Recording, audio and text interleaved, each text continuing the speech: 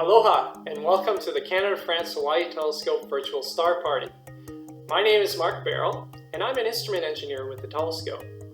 Today I'm going to talk to you about selecting binoculars for amateur astronomy.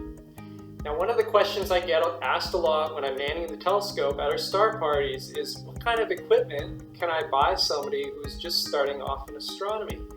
And the answer I always give is the same one. Basically, you want to avoid the big fancy telescopes like you're seeing right here at our star party. And you also want to avoid the less expensive telescopes you might find at big box stores at this time of year.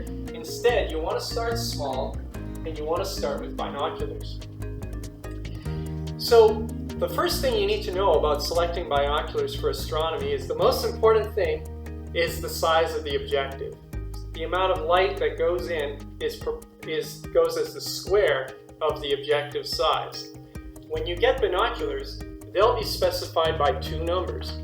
In this case, for example, these are 7 by 50 binoculars. That means these binoculars have a magnification of 7 and an aperture of 50 millimeters. That's the diameter of that lens. Okay? And the magic number for amateur astronomy, when you're starting off, is a 50 millimeter aperture and a magnification between 7 and 10. A magnification above 10 is going to be very hard to hold, and anything above 50 millimeters also starts getting pretty heavy in terms of the diameter of the objective. The next thing that's going to come up is that you have two styles of binoculars. You're going to see these prism binoculars. Often these are cheaper, but you should assume that they're lower quality. You can build these very inexpensively and still have a good optical quality. The next is roof prism binoculars, and the market is being flooded with cheap versions of these, and I would be very suspicious of a 42 millimeter diameter pair of roof prism binoculars that's under $100. It's going to have contrast issues. So let me explain the difference between the two by starting with the prism. So the prism, the purpose of the prism, actually the prisms in the binoculars in general, is to invert the image, because when the light comes in through your telescope, in a normal telescope, the image is going to be inverted if you've got normal eyepieces. Okay? So the way this works is light comes in through this prism, hits the back surface, it does a total internal reflection, does a second total internal reflection, which is very efficient, and it comes out. It comes out inverted.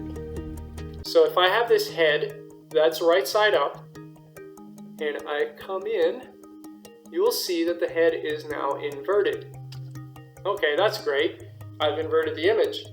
The problem is the light's coming in this way and then comes right back out toward the objective. That's not what we want. We want to send it back. So we always use these prisms in pairs.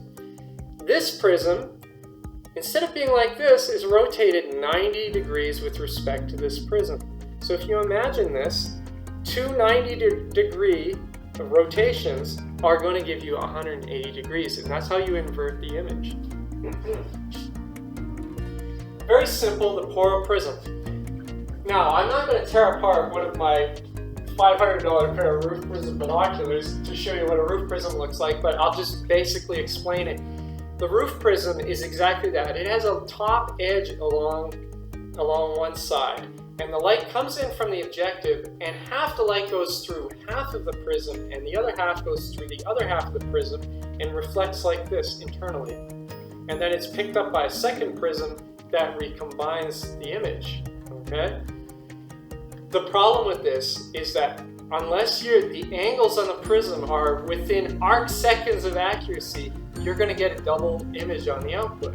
In addition, because light is polarized, there's an asymmetry in the polarization of the light as it goes through the prism, which will reduce your contrast unless you put some very high quality coatings on the prism.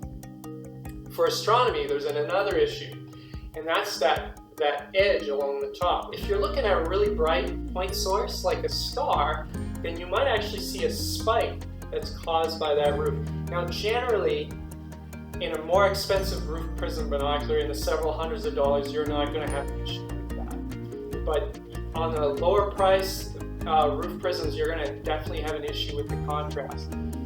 this is why, if you're on a budget, if you want to spend $100 or even less, definitely go with the Poro prisms over the roof prisms. The advantage of the roof prism, portability. So if you're going to be using this for something other than astronomy, these are 42 millimeter binoculars. I use them a little bit for astronomy, but they're not my favorite because of the smaller aperture, but they're very portable. I use these for bird watching primarily.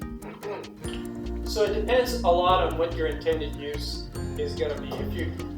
If you're just starting off in astronomy and you're not too sure, but you're an avid bird watcher, for example, you might want to consider 8x42s versus 8x50s. Although honestly, these 8x50s, which are really designed for astronomy, actually are quite easy to handhold. Now the other thing you might find, if you start searching for binoculars for astronomy, are the larger binoculars. This is pretty much the largest size binocular that you can hold by hand comfortably. They're 11x70s. I would not recommend these for somebody who's starting off in astronomy. And I'm just mentioning it because you are probably going to run into these if you do a search. So that's pretty much the rundown of how to select binoculars for astronomy. You want that larger aperture, and you want a low magnification, below 10 times, so it's easy to hold. And if you have any more questions, forward them to our outreach coordinator, Mary Beth, and she'll get a hold of me and I'll be glad to answer those for you. Enjoy your holidays. Thank you.